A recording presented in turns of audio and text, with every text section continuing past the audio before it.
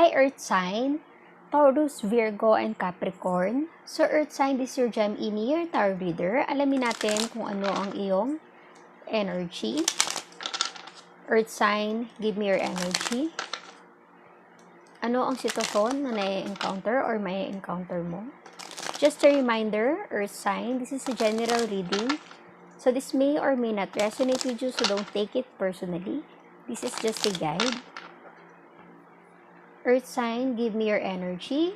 Taurus, Virgo, and Capricorn. Earth sign. You have 9 of Swords.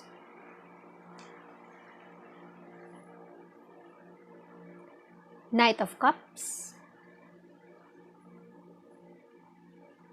King of Pentacles. 8 of Swords. Page of Cups. So there's an air sign involved with swords, Gemini, Libra, Aquarius, a water sign with cups, Cancer, Scorpio, Pisces, an earth sign with pentacles, Taurus, Virgo, Capricorn. I'm seeing in your energy, earth sign, there's so much love. At the same time, there's so much pain. Alam mo yung mahal mo yung person, pero at the same time, siya rin yung nagbibigay sa'yo ng so much pain, kahit na gano'n mo siya kamahal. Kasi hindi mo alam kung ano yung maaaring status nyo. Maaaring you're in pain kasi hindi mo alam kung mahal ka niya or totoo yung pagmamahal niya sa'yo.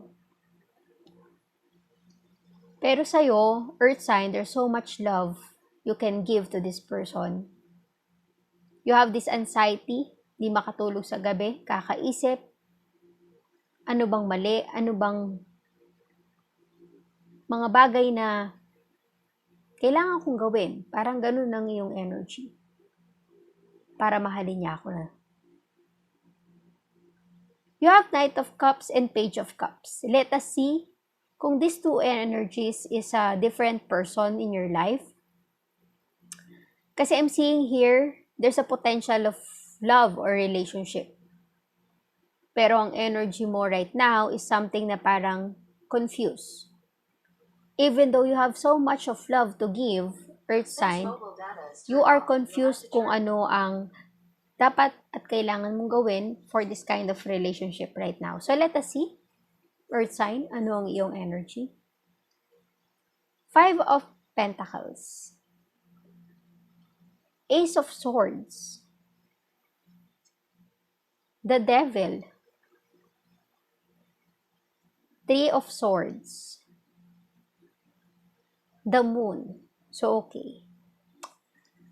Earth sign, I think, there is something na kumukontrol sa inyong relasyon or connection ng person mo.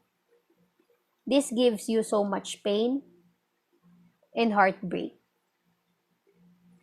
Tingin ko, earth sign, you're controlling your emotion, your feelings with this person. Also, you have a strong sign of Capricorn with the Devil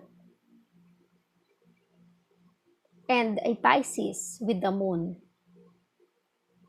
Also, an earth sign and an air sign. Earth sign, you are in pain kasi you're trying to control your feelings to someone. You want to give love to someone pero you're hiding it. Tingin ko, this is your energy. You're hiding it kasi parang feeling mo baka hindi mutual ang feelings nyo sa isa't isa. Kaya you're in pain, hindi mo alam kung anong gagawin.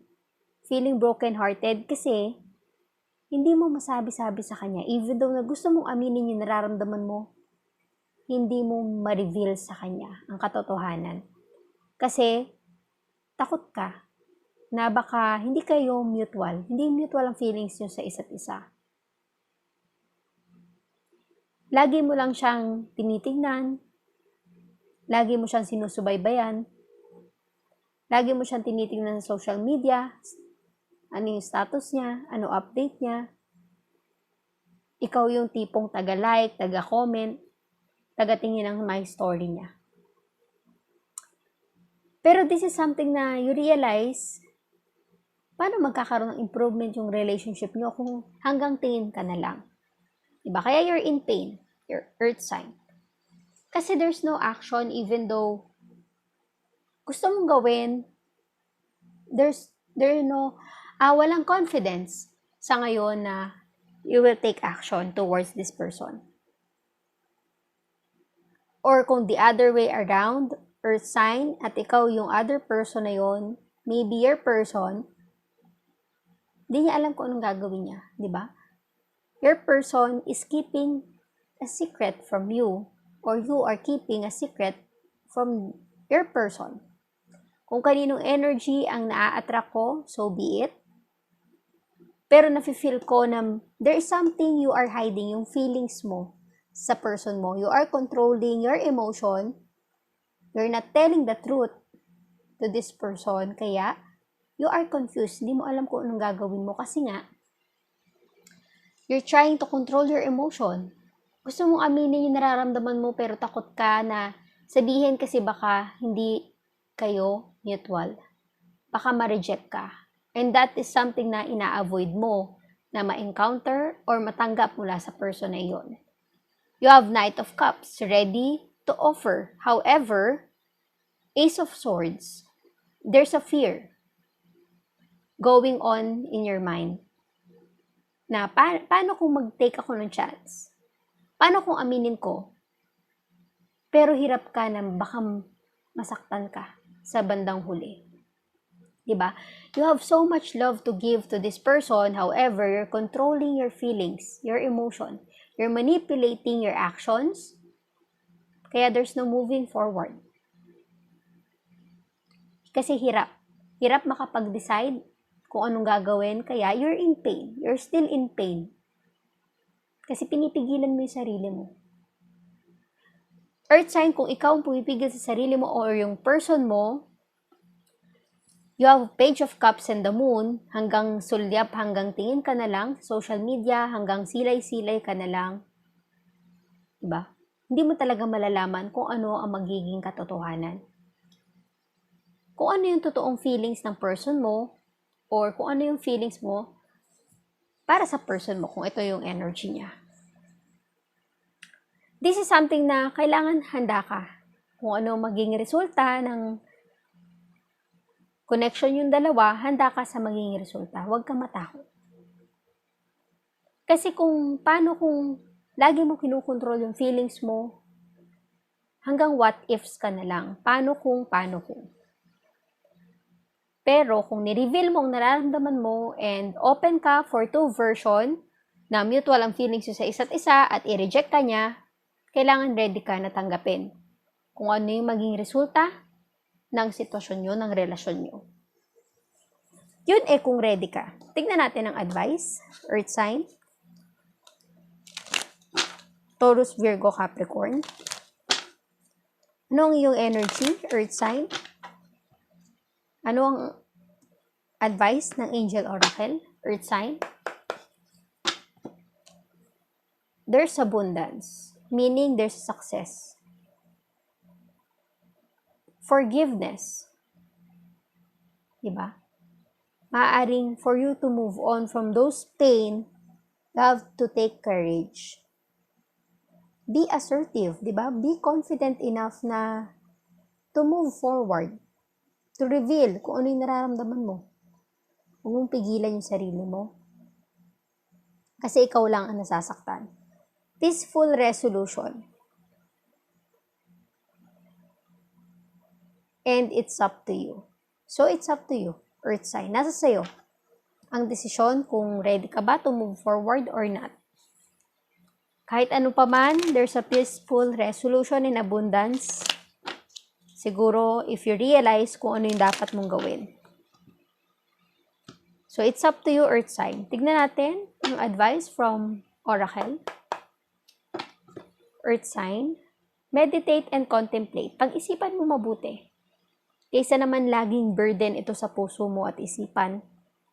Lagi kang in pain kasi hindi mo masabi-sabi yung katotohanan sa taong mahal mo. Adjustments are required. Diba? For you to have success in life, para malaman mo kung ano ba talaga ang status nyo. Diba?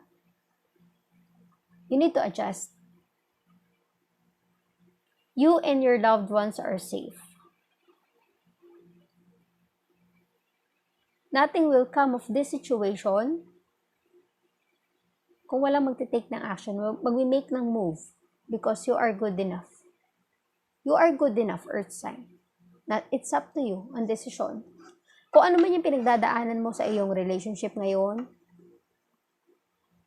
with your loved one, lagi mo tandaan na kung gusto mo maging masaya, mas maganda na alam natin yung katotohanan. Huwag tayong matakot sa kung ano magiging resulta, positive or negative man yon.